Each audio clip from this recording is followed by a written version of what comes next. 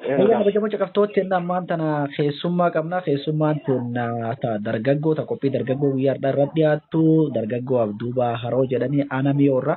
Dargaggoo Abduubii egaa hojii lootorii karaa lootorii karaani lootorii qopheessuuni.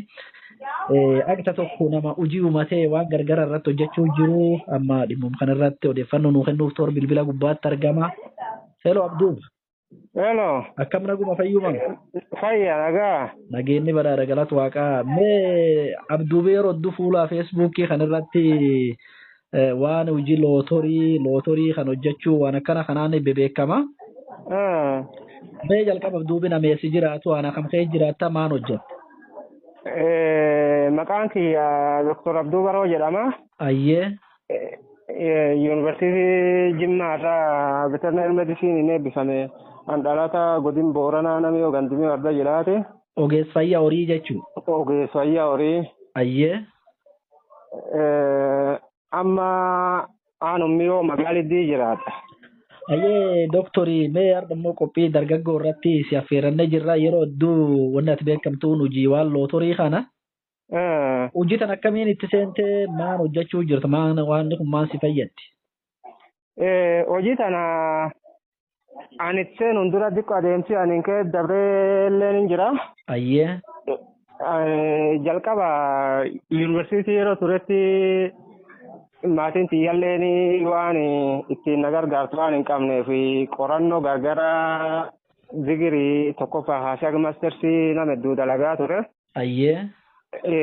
Akkasumas biizines pilaanii akshiin riisarchii wantoota gargara nama hojjechaa ture waan kan irra muuxannoo argadheen yaada bakka barumsa xumuree hojii uumachuu qabaa.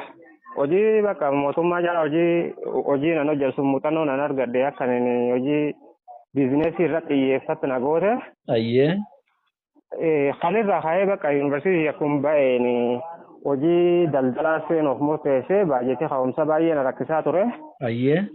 Kan irratti bakka googilii irraa hojii kapitaal ka'umsa hin barbaannedhe kapitaal ka'umsa waan hin qabneef hojii barbaadaa ture. Kan irra qorannoo yeroo wayii BBC'n dhiyeessu tokko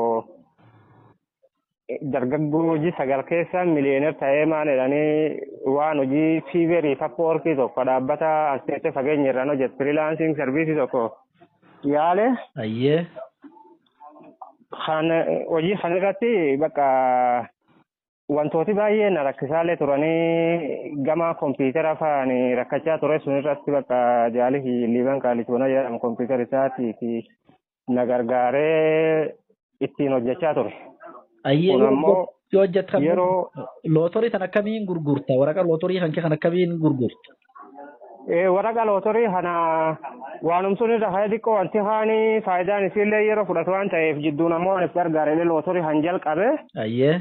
Lootorii jalqabee qilleensumirra qopheessee lakkoofsarraa ekseelumaan baasee bakka wanni godhe jalqabee lootorii kanallee haa filadhe hojiin tun hojii kapitaal ka'umsa narraan barbaan ta'u isiitiin filadhe. Ayyee. Qilleensumirra qopheessee bakka onlaayinii irratti maxxansaa achirraan bakka namoota akka bitaniin affeeraa. Badhaasiitiif waan hunda waliin qopheessee namni bakka habiyyala jiru biikee jiru hundinuun bitata. Ayyemee hojiin tun agamsi dura deemu jirti Dr. Abduun? Hojiin tun oman jette baay'ee bareeda obboleeyyanti biyyalaatiif keessa jiran namooti na beekaniif nan beeknellee baay'ee aadaan na bira dhaabbatanii na jajjabeessaallee turani. Ayyee. Anillee amma hojii sana akka bakka wanni itti riqichaatti fayyadamee hojii biraatti tarkaanfachuufillee waan yaaduu fi yeroo hedduu hojii biraa barbaaduun biizisa ta'ee anummaan gurgurtaa irratti xiqqoo biyyeen garbooda kana laafennoo agarsiise malee baay'ee bakka namni irratti hirmaataa carraa kana argachuu caala bakka na bira dhaabbatanii na jajjabeessuu fi na jechaa turani. Ayyee guddoodhaan sammee lootoriin tante tun maqaa qabdi maqaa dhaabbata fa qabdi. Maqaa dhaabbata lootorii dhaloota 60 jaaggiidha 60 jenereeshin lootoriidha. Ayyee. Bakka maqaan isii sun. Ayyee namni tokko agamirraa fa'aa tikeetti agamiin fa bitachuu danda'a? Tikeettiin tokko marsaa ammaan dura marsaa shanaffaa jira. Ayyee. Marsaa kaan kudhaniin akkas tikeetiin tokko bira kudhanii gara marsaa sadaffaa irratti tikeetii tokko bira 50 qopheesse. Ayyee. Badhaasillee birrii 10 Ayyee. kaammoo bakka lama qoodee kajiyaatiif ka torbeedhe kajiya suni birrii 50 qopheessaa ture. Ayyee. Ka torbee ammoo birrii 10 badhaasillee garaagarummaa qabaa bakka kaanii abbaan cirra tokkoffaa birrii 1 argata ka birrii 10 suni. Ayyee. Waan haala akkanaati adeemsisi baay'ee gaarii ture. Xiqqoo hojii lootorii kan yoo hojjettu akkamii karaa mootummaa fa'a eeyyamfaa argatte moo waan fuulduraa fa'a eeyyam itti baafatte moo akkamiin socho'uu jirti? eeyyama hin baafannellee gammaate. Ayyee. Eeyyama hin baafannellee ammoo fuulduraa fi dhaabbata godhee yoo danda'ame akka awutomaatikaalii isiin weebsaayitii isii qopheessee awutomaatikaalii wanne jechuun ani amma hannan nam qaqqajeelchi akkasii lakkoofsilachiisee wannedha. Ayyee. Yoo danda'ame akka lakkoofsila kanamummaan isiin filate kaffaltiillee wanne kaffalam akkasii yaaduu jira. Ayyee guddootaan sammee gabaabsi maan dhaamta dargaggoota keetiiti ati hojii bira fa qabda hojii idilee ka hojjette fa kan malee. An hojii idilee ka biraa sadarkumee yaadar jira malee hojii biraan qabu. Ayyee maan dhaamtaaf dargaggoota ni gabaabsi dhaamsi qabduufillee. Dargaggooti jechuun waan namni kamiyyuu bakka waan jijjiiran fedha waa hojjechuu fedha hojiin ammoo yeroo hedduu dargaggooti seenini yaaddu hojii xixiqqoodhaan hojii tuffachuun tokko hin baay'ee jira. Ayyee.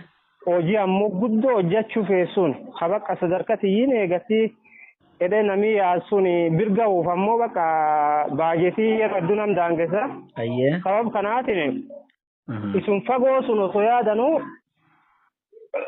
waggaa kanallee waggaa dhuftullee bakka sunum yaaddaa achuma bakkum kaan jirtaa jechuudha. Kanaafi isteep jalqaba waan hojii osoo hin tuffatin yaaddee waan baratu bakka hojiitti appilaa godhu waan bakka hojii ziqqaadhaan osoo hin tuffatin. Namni waan baratu hojii hiikuu qabaa jechuudha. Guddoo si galateeffadha isaatiin nu daangessee Dooktorii Abduubaa Haroo aanamii irraa qophii teentaa dargaggoo irratti yaaduun osoo inni ta'eef galatoom. Ayyee sanillee baay'ee galatooma horaa bulaa deebana. Galatoom.